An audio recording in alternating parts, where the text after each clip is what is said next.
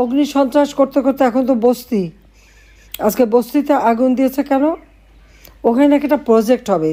আমরা কোনো প্রজেক্ট করতে গেলে বস্তিবাসী হোক আর ভূমিহীন হোক তাদেরকে পুনর্বাসনের ব্যবস্থা করেই করতাম। আওয়ামী লীগ কখনও এভাবে উৎখাত করেনি। তাদেরকে নোটিশ দেওয়া হয়েছে, আর নোটিশ দেওয়ার সাথে সাথে তারা বলছে সরে যেতে। তো এই শীতের মধ্যে ওরা যাবে কোথায়, থাকবে কোথায়? দিনের পর দিন তারা এখানে আসছে, এখান থেকে তাদের জীবন জীবিকা। বাস বস্তি জ্বলা শুরু করলো। একটা মানুষ তার কোনো জিনিস নিয়ে বেরোতে পারেনি, একেবারে শূন্য হয়ে রিক্ত হাতে তাকে কোনো মতে জীবনটা নিয়ে বেঁচে আসতে হয়েছে। কতজন পুড়ে মারা গেছে এখনও সে খবর দেওয়া হয়নি। এই আগুনটা সম্পূর্ণ চক্রান্ত করেই করা। আপনারা দেখবেন ওখানে হয়তো কোনো একটা প্রজেক্ট করবে, পয়সা খাবে, সেই তালে আছে। সেই জন্যই গরিবের পেটে লাথি মারা। অগ্রণী ব্যাংকে আমার লকার, আর একটা ব্যাংকে, পূবালী ব্যাংকে, সে পাকিস্তান আমল থেকে গহনাগাটির লকারই আমরা রাখতাম। এটা আমাদের পারিবারিক সবার। 1981 সালে আমি যখন ফিরে আসি, জিয়াউর রহমান যখন বেঁচে ছিল আমাকে কিন্তু 32 নম্বরে ঢুকতে দেয়নি। জিয়া যখন নিহত হলো এরপরে সাত্তার সরকার অর্থাৎ বিএনপি সরকার ক্ষমতায়, 12 জুন 32 নম্বর আমার কাছে হস্তান্তর করবে।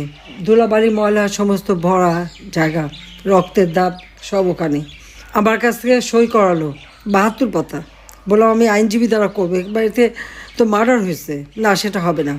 তারপরে প্রচার, কত শতভরি সোনা দানা পাওয়া গেছে, এই পাওয়া গেছে। আমরা হ্যাঁ, পাওয়া তো যাবে, আমরা তো ভেসে আসা পরিবার না। আজকে আবার অগ্রণী ব্যাংকে তালা ভেঙেছে। কেন তালা ভাঙলো? চাবি তো আমার কাছে, আমি তো এখনও জীবিত আছি। তা আমি যেখানে এখনও জীবিত আছি আর মামলায় কেবল একটা রায় দিয়েছে, এই রায়ের সব ধাপ তো শেষও হয়নি, তার আগেই কেন হাত দেবে? এটা তো ডক্টর মোহাম্মদ ইউনূসের ব্যাংক ডাকাতি। সে লোক দিয়ে ব্যাংক ডাকাতি করছে, সেখান থেকে সব সোনা দানা বের করে এত ভরি। আমরা হ্যাঁ, ভরি তো থাকবেই। সেখানে আমার দাদি, নানি, আমার মা, কামালের বিয়ে হয়েছে, কামালের বউয়ের গহনা, জামালের বউয়ের গহনা, এমনকি পুতুলের বিয়ের পরে তার কিছু গহনা সবই তো ওখানে রাখা ছিল। তা আমাদের তো ছিল গহনা, আমরা তো অস্বীকার করি না। কিন্তু লকার ভেঙে সেগুলি বের করে এখন দেখানো, মানে তাদের কথা ভাবখানার জন্য প্রধানমন্ত্রী হওয়ার পরে আমি সব ওখানে রেখেছি।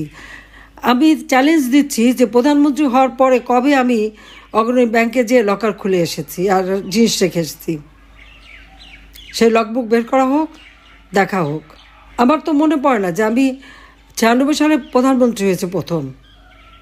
সেই 96 সাল থেকে এ পর্যন্ত কোনো দিন অগ্রণী ব্যাংকে আমি যাইও নি, লকারও খুলিনি। কারণ এগুলি পারিবারিকভাবে যা ছিল সব আমি রেখে দিয়েছিলাম ওইভাবেই।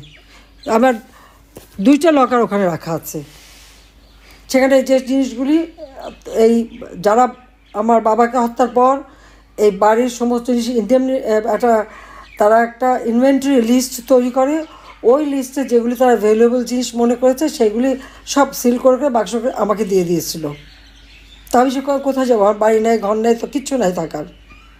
আমি লকার ভাড়া নিই, সেই লকারে যে সব কিছু ওইভাবেই রেখে আসি। তারা আমাদের ঘর বাড়ি যা ছিল সব তো লুটপাট করে নিয়েছি। 32 নম্বর বাড়ি তো আমরা জনগণকে দান করে দিয়েছিলাম। সেটাও প্রথমে আগুন দিল, তারপরে লুট করে ভাঙলো বুলডোটা দিয়ে। অজয় সাহেবের একটা বাসা সুধা সদন, সেটাও লুট করলো। সেখানেও আমাদেরও, হ্যাঁ, সেখানেও আমার অনেক গহনাগাটি ছিল, আমাদের সবারই ছিল। সেগুলিও লুটপাট, কাগজপত্র যা কিছু ছিল সব শেষ। তারপরে আগুনও দিল। গণভবন সব তো আমরা সব ফেলে দিয়েই তো চলে এসেছি। তো সেই গহনাগাটিগুলি দেখায় না কেন? সেগুলি কার পকেটে গেল? শুনছিলাম যে ইউনূস সাহেবের বড় মেয়ে নাকি এসেছিল, অনেক নাকি হীরার গহনা নিয়ে গেছে। তাহলে কি এগুলি আমাদেরগুলি নিয়ে গেল নাকি? ইউনূস তো নিজেও ঢুকেছিল ওই বাড়িতে সবাই মিলে, সেটা আমার প্রশ্ন। কিন্তু একটা লকার ভাঙতে গেলে, যে এখানে আমি এখনও জীবিত, চাবি আমার কাছে, পারমিশন ছাড়া এই লকারটা ভাঙে কীভাবে? আমাদের পারিবারিক একটা ঐতিহ্য আছে এবং আমাদের অবশ্যই পারিবারিক সমস্ত সম্পদ নিশ্চয়ই ছিল, আছে। আমার নানির যত গহনাগাটি ছিল, এখন ওখানে সে গহনাগুলি দেখাক, অনেক পুরনো আমলের গহনা। এখন শুরু করছে যে ওখান থেকে নাকি সব নাকি ওখানে রেখে আসছি। সেখানে আমি সব দেশবাসীকে আপনাদের মাঝেই বলতে চাই যে লাস্ট কবে গেছে আমি লকার খুলেছি আর কবে কী রেখেছি, ব্যাংকে কিন্তু ওগুলো হিসাব থাকে, সেটা দেখে যেন কথা বলে। তারা একের পর এক বাবা মা ভাই সব কেড়ে নিয়েছে, বাড়িঘর তাও নিয়ে নিয়েছে, নিয়ে যাক ওগুলি ফকিরের দল। কিন্তু এই যে অপবাদ দেওয়া, এই অপবাদ দেওয়া কেন? আর এটার অপবাদ তো দিয়েছিল 40 দিন পর্যন্ত। জিয়া মরার পরে বই বাড়ি আমাকে হস্তান্তর করে প্রতিদিন টেলিভিশনে দেখাতো যে জিয়ার কিছুই ছিল না, ভাঙা সুটকা সেরা গেঞ্জি আর আমাদের অনেক সম্পদ। আমি বলছি হ্যাঁ আমার তো সম্পদ ছিল, আমার বিয়ের সময় তো শতভরি সোনার গহনা আমি পেয়েছি। এক চট্টগ্রামে আমাকে রিসিপশন দিয়েছে 1 বছর পরে, সেখানেও তো 50-60 ভরি সোনা আমাকে এবং হীরার সে সব উপহার দিয়েছে, গাড়ি উপহার দিয়েছে। আওয়ামী লীগ এটা করে। এদের অনিয়ম, অত্যাচার, অবিচার আজকে আমাদেরগুলি নিয়েছে বস্তিবাসীদের সব সম্পদ যে আজকে পুড়িয়ে দিল। আমি এ পর্যন্ত যে কটা বস্তি খালি করছি প্রত্যেকের অল্টারনেটিভ জায়গা দিয়েছি। বস্তিবাসীদেরকে আমি ফ্ল্যাট বানিয়ে তাদেরকে ফ্ল্যাটে যে বস্তিতে যে ভাড়ায় থাকেন ওই ভাড়াই তারা দিতে পারবে, সেইভাবে প্রত্যেকটা পরিবারের জন্য আমি ফ্ল্যাট বানানোর কাজ শুরু করেছিলাম। 300 পরিবারকে অলরেডি আমি ফ্ল্যাট ভাড়া দিয়েছিলাম। বাকি কেউ যদি সাপ্তাহিকভাবে দিতে চায়, মাসিক ভাড়া দিতে চায় বা প্রতিদিনের ভাড়া, ব্যাংকে সেইভাবে ব্যবস্থা করে দিয়েছিলাম। আর আজকে বিনা নোটিশে কতগুলি মানুষকে একেবারে পথে বসিয়ে দিল, তাদের কান্না আহাজারি। যেখানে আমি যে প্রজেক্ট করছি প্রত্যেকটা জায়গায় ওখানে যারা থেকেছে তাদেরকে আলাদা বসবাসের ব্যবস্থা করে দিয়েছি। আর এখন কোনো রকম মানবিকতা নাই, কিচ্ছু নেই। এক একটা মানুষের সব সহায় সম্বল সব কিছু জ্বালিয়ে পুড়িয়ে ছারখার করে শেষ করে দিচ্ছে। আমি এর তীব্র নিন্দা জানাই, প্রতিবাদ জানাই যে এইভাবে বস্তি ভাঙা তাদের ঠিক হয়নি।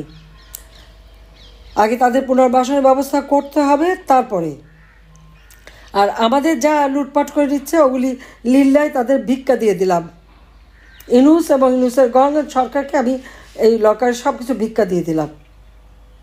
এখানে আমি, রেহানা, পুতুল, জয়, আমাদের সকলেরই উত্তরাধিকার সূত্রে প্রাপ্ত যা ছিল ওখানেই আছে। আর শুধু পুতুলের বিয়ের কিছু গহনা ওখানে রাখা আছে। তো ওগুলিও আমি জানি আমার ছেলে মেয়ে মানা করবে না, আমি সেগুলি ওদেরকে ভিক্ষা দিলাম। যে এই যে মানুষের উপর জুলুম অত্যাচার, এই অত্যাচারের হাত থেকে দেশকে মুক্ত করার জন্য এই ফ্যাসিস্ট খুনি জঙ্গি ইউনূসকে ক্ষমতার থেকে হটাতেই হবে। নইলে এদেশের মানুষ এখন কেবল 6 কোটি মানুষ দরিদ্র সীমায় চলে গেছে। মোটে ইউনূসের কী সাফল্য, 1 বছরের মধ্যে 6 কোটি মানুষকে দারিদ্র্যের সীমায় পৌঁছে দিয়েছে।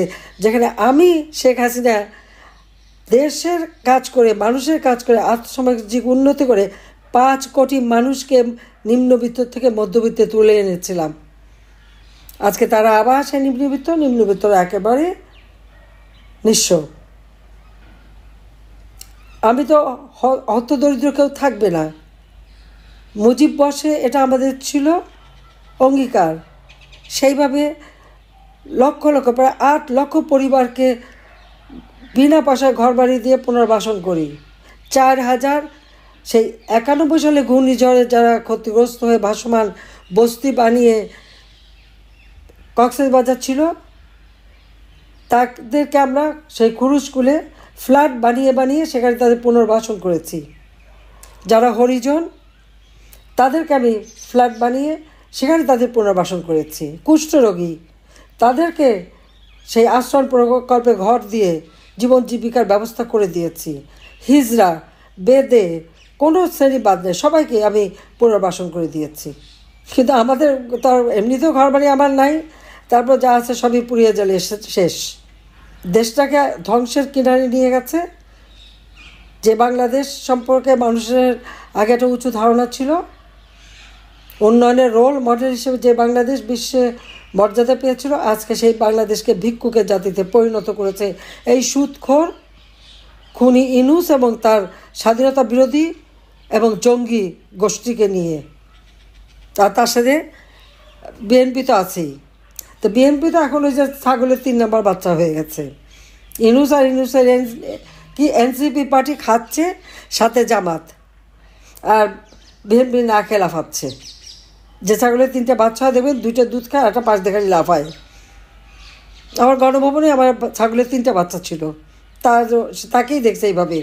আজকে দেশটাকে বাঁচাতে হলে, দেশের মানুষকে বাঁচাতে হলে, এই দরিদ্র মানুষগুলিকে বাঁচাতে হলে, রিক্সাওয়ালা, দিনমজুর, খেটে খাওয়া মানুষ, তাদের ভাগ্য পরিবর্তন করতে হলে এই সুদের ব্যবসা বাড়ানোর জন্য মানুষকে দরিদ্র করা, এটা বন্ধ করা একান্ত দরকার। তার জন্য এই ফ্যাসিস্ট জঙ্গি ইউনূসকে ক্ষমতা থেকে সরানোর জন্য যা কিছু আছে তাই নিয়ে সকলে মিলে এক হয়ে আপনারা কাজ করবেন, সেটা আমি চাই। যে বাংলাদেশটাকে এত সুন্দরভাবে গড়ে তুলেছিলাম, আজকে সেই বাংলাদেশটাকে সম্পূর্ণ ধ্বংস করে দিল। তারপর তো লোভ তার যায় না। যে কাজের হাত থেকে দেশ রক্ষা করার জন্য সবাইকে এক হওয়ার আমি আহ্বান জানাচ্ছি। সবাই ভালো থাকেন, সুস্থ থাকেন। খোদা হাফেজ। জয় বাংলা, জয় বঙ্গবন্ধু, বাংলাদেশ চিরজীবী হোক।